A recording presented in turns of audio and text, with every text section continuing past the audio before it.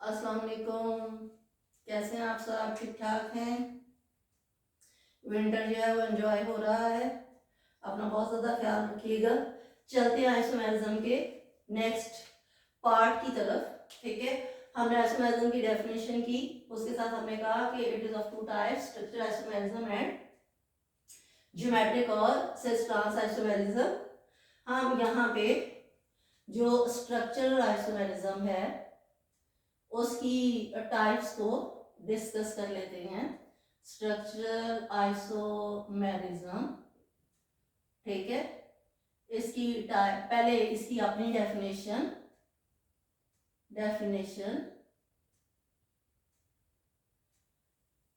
It arises due to the nature of atoms in a compound, due to the nature of atoms in the compound.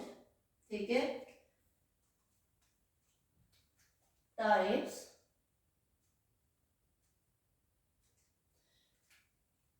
it is of following types. मैं type का नाम साथ साथ लिखती जाऊंगी और discuss करती जाऊंगी। Number 1, chain isomerism. Chain isomerism,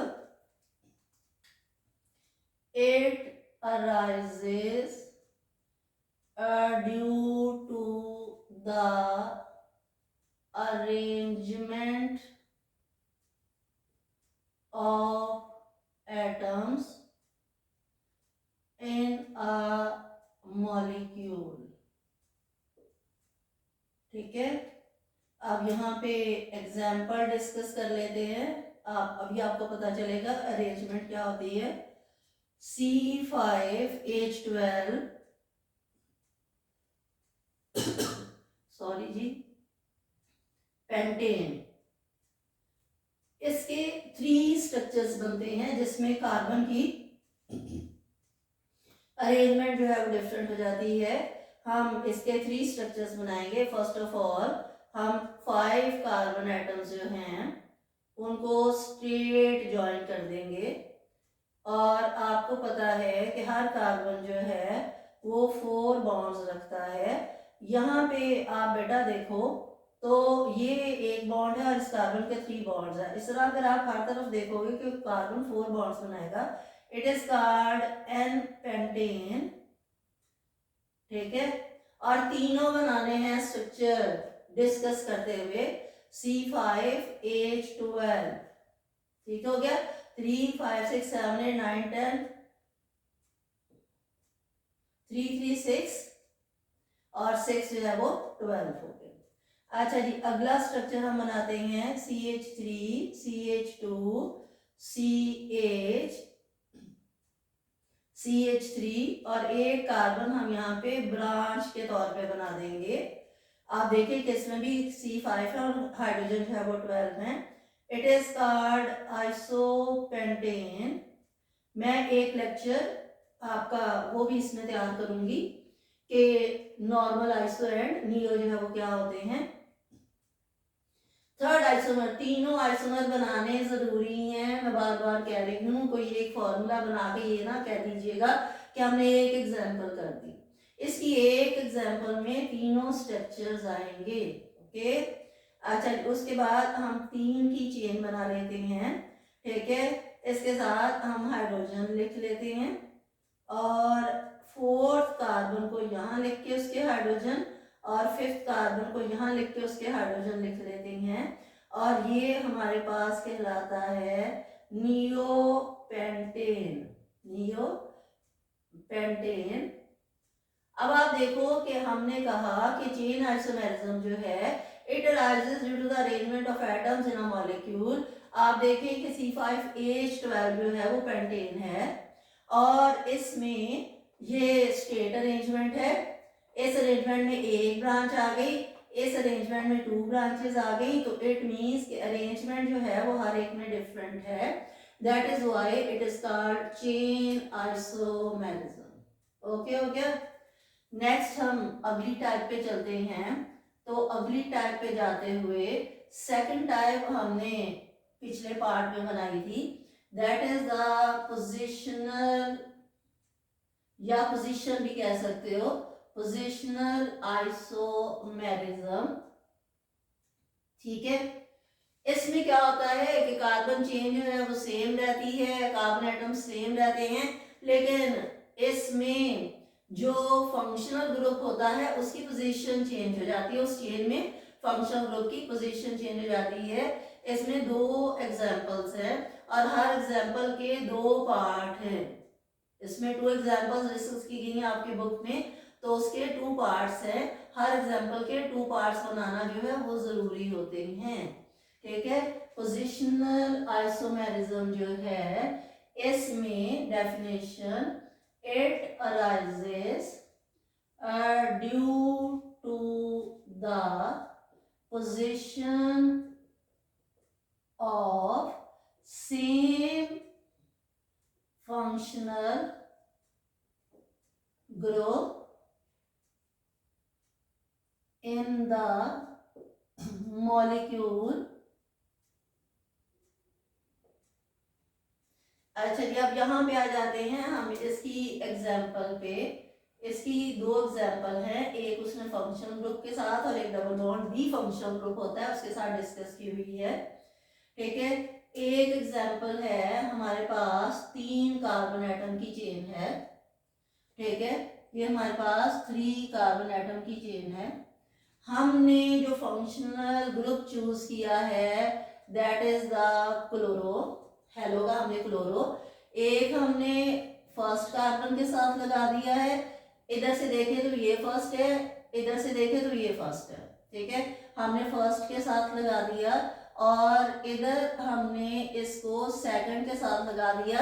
hang करते वक्त आप डाउन में भी हैंग कर सकते हो, अप में भी हैंग कर सकते हो। ठीक है, अब हम इसमें CH3 CH2 इनके बॉन्ड्स पूरे करेंगे। ठीक है, इसी तरह इधर भी CH3 CH CH3। अगर आप गो थ्रू करें, every carbon has the 4 bonds. ठीक है, इसमें ये कार्बन जो है वो इधर कार्बन के साथ बॉन्ड बना रहा है, इधर भी कार्बन के साथ बॉन्ड बना रहा है, एक बॉन्ड ये H के साथ बना रहा है, एक बॉन्ड ये Cl के साथ बना रहा है।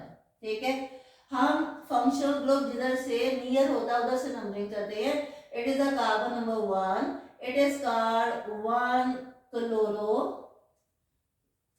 प्रोपेन, क्योंकि 3 कार्बन एटम है और 3 कार्बन एटम वाली चेन को प्रोप कहते हैं और सिंगल बॉन्ड हो तो एन लगा देते हैं, 1 क्लोरो प्रोपेन। इट इज, इधर से भी आए तो ये 2 है, इधर से भी आए ये तो ये 2 है, it is called 2 chloro propane, it is called 2 chloro propane. तो बेटा आपने जब एग्जाम्पल लिखनी है तो आपने ये दोनों स्ट्रक्चर्स बनाने हैं, एक स्ट्रक्चर बना के मत छोड़ दिया करें। ये एक एग्जाम्पल के 2 पार्ट है। ठीक है, ये आपके पास होगी एग्जाम्पल नंबर 1। ठीक है, एग्जाम्पल नंबर 2 जो है उसमें उसने दिखाया है डबल बॉन्ड 2 ब्यूटीन जो है उसके भी कहता है कि 2 आइसोमर्स हैं। किस तरह से, 1 2 3 4, 1 2 3 4। ब्यूट जो होता है उसमें 4 कार्बन एटम्स होते हैं। ईन का मतलब है कि इसमें डबल बॉन्ड होगा। ठीक है, ब्यूटीन खाली ब्यूटीन, और इसका है C4H10। ठीक है, C4H10 ब्यूटीन। इसके कितने आइसोमर्स हैं? 2, इसके 2 पोजिशनल आइसोमर्स हैं। ठीक है, 1 क्लोरोप्रोपेन 2 क्लोरोप्रोपेन। अब यहाँ पे एक डबल बॉन्ड आप यहाँ पे बनाओगे तो एक डबल बॉन्ड आप यहाँ पे बना दोगे। फॉर्मूला पर पूरा करने के लिए इसको H2 की जरूरत है, इसको H, यहाँ पे H2, यहाँ पे H3, इसको CH3, इसके पास CH होना चाहिए, CH होना चाहिए, CH3, ये जब हम 8 चैप्टर में जाकर नोमेनक्लेचर करेंगे तो वहां पे आपको सारी डिटेल जो है वो समझा दी जाएगी। अगर आप देखो तो डबल बॉन्ड कार्बन नंबर 1 और 2 के दरमियान में है, तो डबल बॉन्ड की लो पोजीशन लिखी जाती है, इट इज कॉल्ड 1 ब्यूटीन, और इट इज कॉल्ड 1 2 और 3। ये 2 और 3 के दरमियान में डबल बॉन्ड है तो लो पोजीशन लिखनी है, तो इट इज कॉल्ड 2 ब्यूटीन। ठीक हो गया। अब ये ब्यूटीन के दो आइसोमर्स हैं जो कि पोजिशनल आइसोमर्स कहलाते हैं। पोजिशनल क्यों कहलाते हैं कि यहाँ पे डबल बॉन्ड जो है वो 1 और 2 पोजीशन पे है, तो इट इज कॉल्ड 1 ब्यूटीन। यहाँ पे फंक्शनल ग्रुप जो है कार्बन नंबर 2 और 3 के दरमियान में है, लो पोजीशन लिखते हैं, तो इट इज कॉल्ड 2 ब्यूटीन। ये दोनों आप अगर एग्जाम्पल नंबर 1 लिखना चाहते हो तो ये दोनों बनाओगे, एग्जाम्पल नंबर 2 देना चाहते हो तो आप ये दोनों बनाओगे। लेकिन बच्चे क्या करते हैं कि एक ये बना देते हैं, एक ये बना देते हैं, जो कि एंटायरली रॉन्ग है बेटा। ठीक है, इसका आइसोमर ये है, ये नहीं है। इसका आइसोमर ये है, ये नहीं है। तो इसका मतलब है कि जब आपने इसकी डेफिनेशन लिखनी है तो आपने क्या करना है कि एग्जाम्पल नंबर 1 के ये दोनों पार्ट हैं। ठीक है, एग्जाम्पल नंबर 1 के ये दोनों पार्ट हैं और एग्जाम्पल नंबर 2 के ये दोनों पार्ट हैं। मैंने सेपरेशन के लिए इसमें लाइन लगा दी। Always write these two isomers for one example, these two isomers for second example. Never pick this and this. ठीक है, pick this and this and then pick this and this. ठीक है, क्योंकि मैं पेपर मार्किंग करती हूँ board में, तो बच्चों ने अक्सर जो है, अच्छे बच्चों ने भी ये गलती की होती है, तो इसलिए मैंने आपको यहाँ पे मेंशन कर दिया। अच्छा जी, अब थर्ड आ गया हमारे पास functional group isomerism. Functional group isomerism. Functional group isomerism जो है वो यहाँ पे बेटा हमारे पास इसकी डेफिनेशन जो है, कहता है कि इसमें मॉलिक्यूलर फॉर्मूला जो है वो सेम रहता है, लेकिन इसमें स्ट्रक्चर बनते वक्त फंक्शनल ग्रुप डिफरेंट हो जाता है। हमने फंक्शनल ग्रुप का पूरा टॉपिक पढ़ा है। ठीक है, तो यहाँ से आपको अंदाजा हो जाएगा। यहाँ पे इसकी definition, it arises due to the difference in functional group. Functional group. अच्छा जी, एग्जाम्पल डिस्कस करते हैं। C2H6O has two isomers। First isomer जो है, इसमें जो फंक्शनल ग्रुप आ रहा है वो OH है। इसमें जो फंक्शनल ग्रुप आ रहा है वो OH है। OH जो है ये अल्कोहल कहलाता है, क्लास जो है ये अल्कोहल कहलाती है। और दूसरा फंक्शनल ग्रुप जो है, दूसरा मॉलिक्यूल इस तरह से बनेगा और ये क्लास जो है ये ईथर कहलाती है।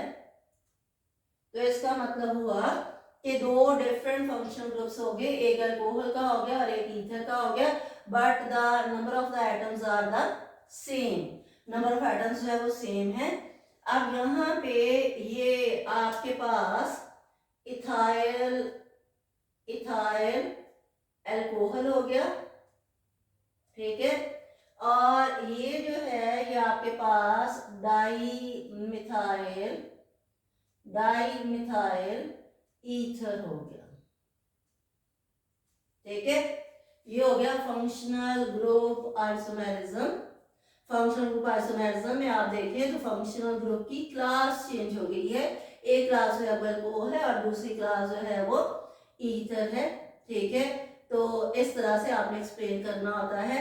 अभी स्ट्रक्चरल आइसोमेरिज्म की दो टाइप्स जो है वो और रह गई हैं, इसको हम नेक्स्ट पार्ट जो है उसमें डिस्कस करते हैं। तब तक के लिए अल्लाह हाफिज।